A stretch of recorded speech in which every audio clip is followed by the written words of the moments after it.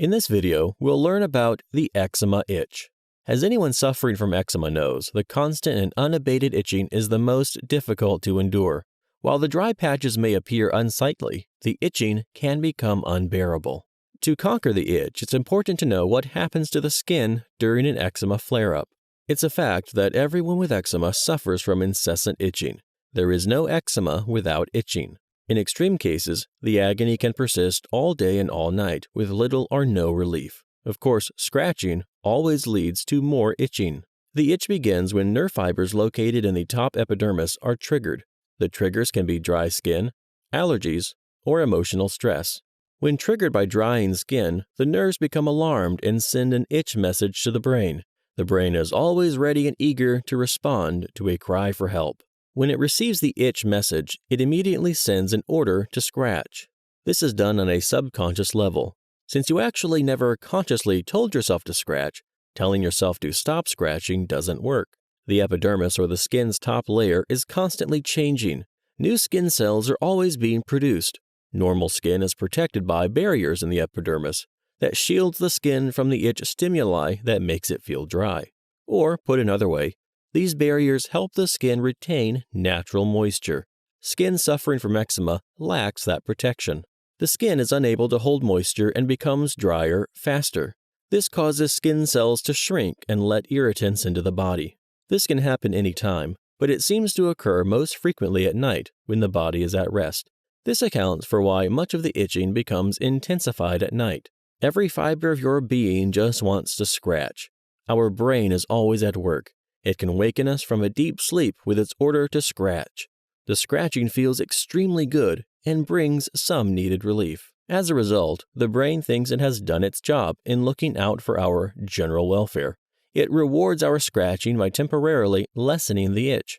As most everyone knows, when behavior is rewarded, it becomes intensified and continues. In other words, the brain will simply continue to send scratch messages whenever we feel itchy. A large part of the problem is the brain's eagerness to protect and help us when we feel distressed.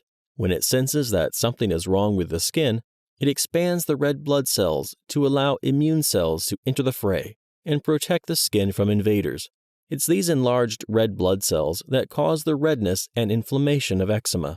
It is the job of our immune cells to protect us from invaders. In normal bodies, that works out very well. When we suffer from eczema, however, the immune cells are unable to distinguish between good and bad cells. This means the attack is directed indiscriminately at any and all cells. Good cells become damaged in the process, which weakens our immune system. When the skin is being attacked, the itching spirals out of control, and its defense mechanisms are being destroyed from within. The itch-scratch cycle becomes automatized. It's a learned behavior to familiar stimuli. Even infants suffering from eczema will respond automatically by scratching. Telling anyone with eczema to just stop scratching is useless. The brain, with all of its complexities, is transmitting different orders. We have seen how the brain, in an attempt to be helpful, will exacerbate the itch-scratch cycle. Scratching becomes a subconscious defense that we do without being totally aware. We simply respond automatically by scratching. The good news is that the brain will always be eager to help us. We just need to send it the correct messages. Studies have shown that stress is not only one of the major triggers for eczema, but the same stress prevents eczema medication from working, creating a double whammy situation. This requires eczema sufferers to become aware of emotional triggers. Does it get worse at work? At home with one's spouse? When bills start coming at the beginning of the month? Emotional triggers usually have a very specific cause. Unless you pinpoint the triggers, stress will only worsen and create a new cycle of anxiety and depression. Anxiety will lead to even greater anxiety. A recent survey has found that more than 30% of people suffering from anxiety and depression also suffer from eczema. It's good to know that your emotions can be controlled, thereby putting you in charge of your eczema healing process. When we experience stress, we enter a fight or flight state of mind.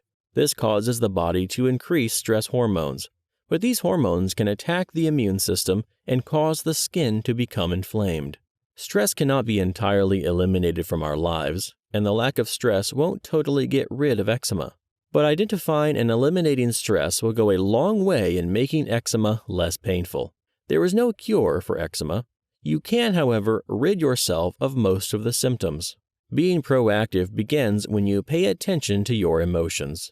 Ask yourself, have you been feeling sad or anxious for no discernible reason? Does your life seem hopeless? Do you have less energy than you used to? Have you lost interest in activities you used to enjoy? If you've ever blushed, you know how strong the mind-skin connection is. The following chapter will take a close look at how we can control the symptoms of eczema with a few changes in our lifestyle.